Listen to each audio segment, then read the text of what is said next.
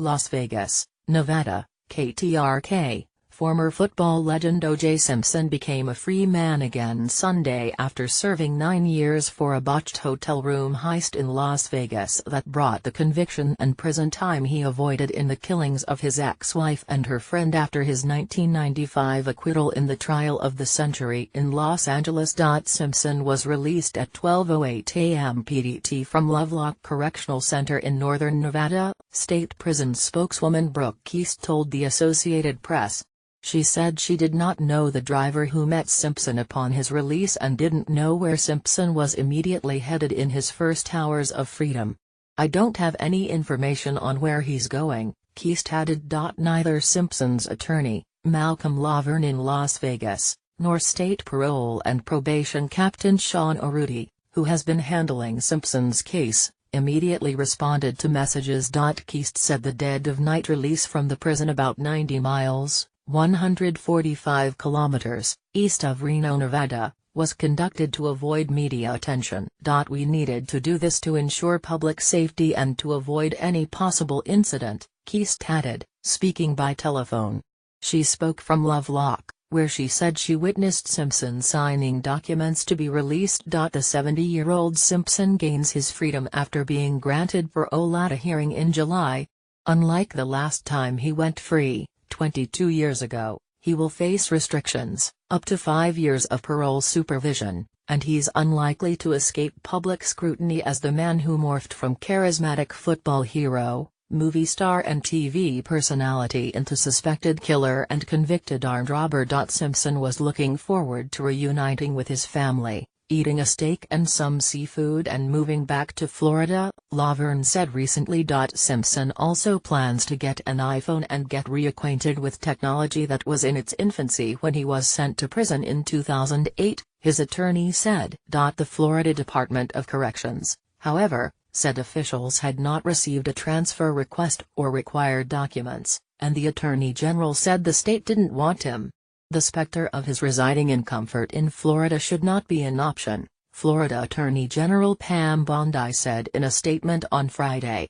"Our state should not become a country club for this convicted criminal."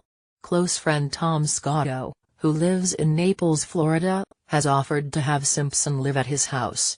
Scotto also didn't immediately respond to messages about Simpson's plans. Simpson lost his home near Miami to foreclosure in 2012. Two of Simpson's children, Justin and Sydney, also live in Florida. He could live at least temporarily in Las Vegas, where a friend let Simpson use his home for 5 weeks during his robbery trial. His 5 years of parole supervision could be reduced with credits for good behavior. It's a new chapter for the one-time pop culture phenomenon whose fame was once again on display when the major TV networks carried his parole hearing live.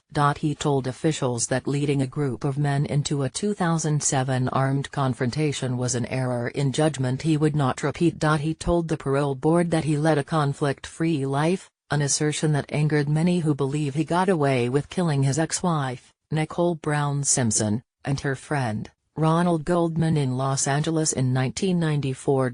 Simpson was once an electrifying running back dubbed Juice, who won the Heisman Trophy as the nation's best college football player for USC in 1968 and became one of the NFL's all-time greats with the Buffalo Bills. Handsome and charming, he also provided commentary on Monday Night Football, became the face of Hertz rental car commercials and built a movie career with roles in the Naked Gun comedies and other films. Simpson fell from grace when he was arrested in the Slings, after a famous slow-speed Ford Bronco chase on California freeways.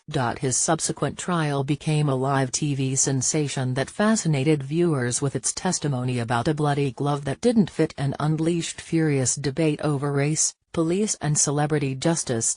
A jury swiftly acquitted him, but 2 years later, Simpson was found liable in civil court for the killings and ordered to pay $33.5 million to survivors, including his children and Goldman's family. He is still on the hook for the judgment, which now amounts to about $65 million, according to a Goldman family lawyer. On September 16, 2007, he led 5 men he barely knew to the Palace Station Casino in Las Vegas in an effort to retrieve items that Simpson insisted were stolen after his acquittal in the 1994 slayings. 2 of the men with Simpson in Las Vegas carried handguns, although Simpson still insists he never knew anyone was armed.